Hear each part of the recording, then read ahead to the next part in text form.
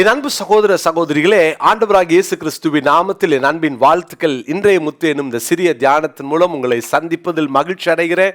கர்த்தர் உங்களை ஆசீர்வதிப்பாராக. பிரியமானவர்களே, நீதிமொழிகள் 6:5 வாசிக்கிறேன். வெளிமான் வேட்டைக்காரன் கைக்கும் குருவி வேடன் கைக்கும் தப்புவது போல நீ உன்னை தப்புவித்துக்கொள். உன்னை நீ தப்புவித்துக்கொள்.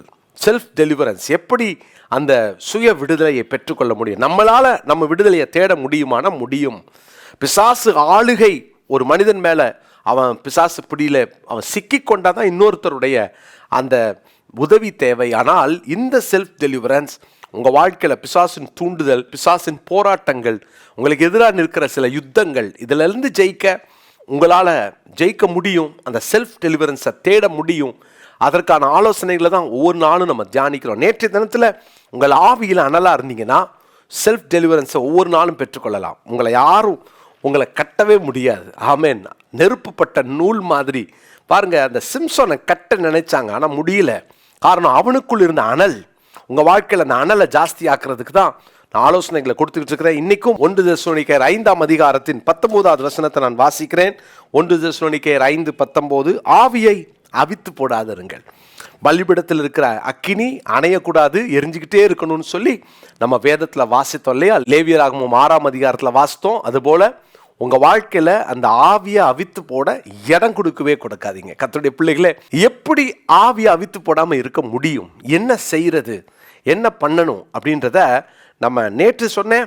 உங்கள் ஆவியை அனலாக எப்போதும் காத்துக்கொள்ளுங்க, அசதியாக இருக்காதீங்கன்னு சொன்னேன். இன்னைக்கு இன்னொரு காரியத்தை உங்களோடு நான் பகிர்ந்து கொள்ள விரும்புகிறேன். அப்போஸ்தலர் நடபடிகள் 28ஆம் அதிகாரம் 2ஆம் 3ஆம் வசனங்கள். அப்போஸ்தலர் நடபடிகள் 28 2ஆம் வசனம். அந்நியராகிய அந்த தீவார் எங்களுக்கு பாராட்டின அன்பு கொஞ்சமல்ல. அந்த வேளையில் பிடித்திருந்த மழைக்காகவும் குளிர்க்காகவும் அவர்கள் நெருப்பை மூட்டி எங்கள் அனைவரையும் சேர்த்து கொண்டார்கள். அடுத்த வசனத்துல, பவுல் சில விறகுகளை வாரி அந்த நெருப்பின் மேல் போடுகையில், நம்ம பாருங்க, மெலித்தா தீவுல போய் கரை ஒதுங்குறாங்க. அந்த தீவு ஜனங்கள் எல்லாரும் குளிர் இருந்ததுனால நெருப்பு மூட்டி குளிர் காயும் பொழுது இந்த கடல்ல இருந்து நீந்தி தப்பினவர்களையும் சேர்த்து கொண்டார்கள். நம்ம சபைக்கு போகிறோம், கூட்டத்துக்கு போகிறோம், இங்கெல்லாம் ஆண்டவர் ஆராதிக்கும் போது இந்த கார்ப்பரேட் ப்ரேயர்னு சொல்லுவாங்க, கூட்டு ஜெபம். அந்த டைமில் நம்ம அனல் உண்டாக்கப்படுவோம். ஆனால் பர்சனலாக நிறைய பேருக்கு தங்களை செல்ஃப் சார்ஜ் பண்ண தெரியாது. தாங்களே அனல் உண்டாக்கி கொள்ள கற்றுக்கொள்ளணும். அருமையான தேவனுடைய பிள்ளைகளை, அதுக்கு ஒரு அற்புதமான ஆலோசனை என்ன தெரியுமா? நம்மை பலிபீடத்தில் கிடத்த கற்றுக்கொள்ளணும். நம்ம பலிபீடத்தில் ஒவ்வொரு நாளும் அர்ப்பணிக்கணும். காலையில் எழுந்த உடனே உங்களை அர்ப்பணிங்க. ஒவ்வொரு நாளும் சொல்லுங்கள், உங்கள் அவயவம் ஒவ்வொன்றையும் பலிபீடத்தில் வைங்க. ஆண்டவரே, என் கண்ணு என்னுடையதல்ல, அது உங்களுடையது சொல்லி பாருங்க. ஒவ்வொரு நாளும் சொல்லுங்க. இதுதான் அந்த செல்ஃப் சார்ஜிங். அதாவது அந்த பவுல் பாருங்களேன், அந்த 3ஆம் வசனத்தில், பவுல் சில விறகுகளை வாரி, இதுவரைக்கும் அந்த தீவார் அந்த அனல் உண்டாக்கி பவுலை சேர்த்துக்கிட்டாங்க. இப்போ பவுல் தன் பங்குக்கு அவனுக்கு அனல் வேணும்னா அவன் சில விறகுகளை பொறுக்கணும். நம்ம ஞாயிற்றுக்கிழமை மட்டும் கேட்குற மெசேஜை வச்சுட்டு ஒரு வாரம் ஃபுல்லாக ஓட முடியுமானா முடியாது. நீங்கள் ஞாயிற்றுக்கிழமை கேட்குற செய்தி உங்களை அனல் உண்டாக்கும். ஆனால் திங்கட்கிழமையிலேருந்து சனிக்கிழமை வரைக்கும் அந்த அனல் அது நிற்குமா? அது கொஞ்சம் கொஞ்சமாக அடங்கிரும், கொஞ்சம் கொஞ்சமாக அணைஞ்சிரும். அடுத்த ஞாயிற்றுக்கிழமைக்குள்ள நம்ம குளிர்ந்து போயிடுவோம். அப்போ என்ன செய்யறது? அடுத்த திங்கட்கிழமை என்ன பண்ண போறீங்க? Self charge கற்றுக்கொள்ளுங்க. டெய்லி காலையில் எழுந்த உடனே உங்களை பலிபீடத்தில் கிடத்துங்க. பலிபீடத்தின் மேலே உங்களை ஒப்பு கொடுங்க. ஆண்டவரே, என்னைய ஜீவ பலியா ஒப்பு கொடுக்கிறேன். ரோமர்கள் நிருபம் 12ஆம் அதிகாரத்தில் 11ஆம் வசனத்தில் வாசிக்கிறோம், அசதியாயிராமல் ஜாக்கிரதையாயிருங்கள், ஆவியிலே அனலாயிருங்கள் இல்லையா? ஆனால் முதல் வசனத்தில் ஆவியில் அனலாக இருக்கணும்னா என்ன பண்ணணும்னு சொல்லி தரார் பாருங்க. அப்படி இருக்க சகோதரரே, நீங்கள் உங்கள் சரீரங்களை பரிசுத்தமும் தேவனுக்கு பிரியமுமான ஜீவ பலியாக ஒப்பு கொடுக்க வேண்டும் என்று தேவனுடைய இரக்கங்களை முன்னிட்டு உங்களை வேண்டிக் கொள்ளுகிறேன். இதுவே நீங்கள் செய்யத்தக்க புத்தி உள்ள ஆராதனை. ஜீவ பலியாக உங்கள் சரீரங்களை ஒப்பு கொடுங்கள். நீங்க ஒப்பு கொடுங்கள், ஜீவ பலியாக ஒப்பு கொடுங்கள், ஆவியில் அனலாருங்க. அதான் இந்த நாட்கள்ல நம்ம செய்ய வேண்டியது. அப்போ அதுக்கு என்ன செய்யறது?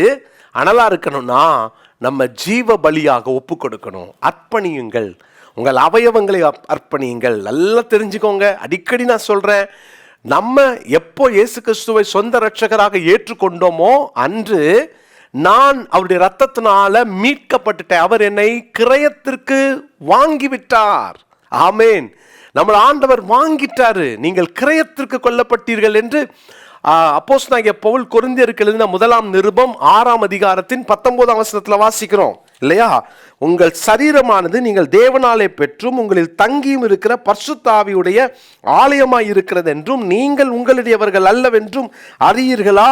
20 வசனம், கிரயத்திற்கு கொல்லப்பட்டீர்களே.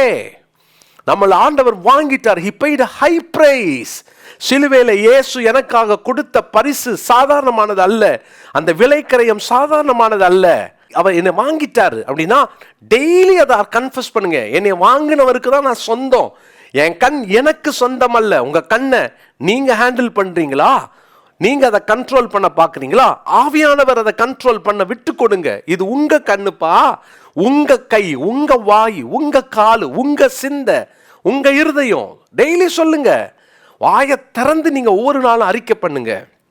இந்த அர்ப்பணிப்பு, ஜீவ பலியாக உங்களை ஒப்பு கொடுக்கிற இந்த அனுபவம், இதுதான் உங்களை ஆவியில அனலாக வைத்திருக்கும். ஆவியில அனலா இருக்கிறதுக்கு அர்ப்பணிப்பு ரொம்ப அவசியம். அர்ப்பணிப்பு இருக்குதா? அர்ப்பணிப்போடு ஓடுறோமா? உங்க அர்ப்பணிப்பை காத்துக்கொள்ளுங்க. டெய்லி அந்த அர்ப்பணிப்பை புதுப்பித்து கொள்ளுங்கள். ரட்சிக்கப்பட்ட அன்னைக்கு மாத்திரம் அல்ல, ஞானஸ்தானம் பெற்ற நாள் மாத்திரம் அல்ல, கம்யூனியன் எடுக்கிற நாள் மாத்திரம் அல்ல, எவ்ரி டே நான் அர்ப்பணிக்கப்பட்டவனாய் வாழலைன்னா அந்த ஆவி அங்கே அணைஞ்சு போயிடும். இன்னைக்கு ஒரு நல்ல தீர்மானம் எடுப்போம். இந்த நாளுக்குரிய மனப்பாட வசனமாக 1 கொரிந்தியர் 6 அதிகாரம் 20 வசனம், 1 கொரிந்தியர் 6:20 குறித்து கொள்ளுங்க. ஆவியில் அனலாருங்க. அர்ப்பணிப்பு அதுதான் நம்முடைய அனலை காத்துக்கொள்ளும். ஜோமல்லாமா தப்புனே, நாங்கள் அனலாக இருந்தால் தான் எங்களுக்குள்ள அந்த விடுதலை கிடைக்கும். நாங்கள் அர்ப்பணிக்கலை, அதனால நிறைய நேரம் எங்கள் அந்த செல்ஃப் டெலிவரன்ஸை லூஸ் பண்ணுறோம். இன்றைக்கி எங்கள் கூட பேசிக்கிட்டு இருக்கிறீங்கப்பா. ஒவ்வொரு நாளும் அர்ப்பணித்து அர்ப்பணித்து தேவையில்லாத கட்டுகளிலிருந்து வெளியே வர உங்கள் பிள்ளைகளுக்கு கிருபைத்தாரும். அர்ப்பணிப்பிலே உறுதியாய் நிற்க உதவி செய்யும். இயேசுவின் நாமத்தில் ஜெபிக்கிறோம் பிதாவே, ஆமென்.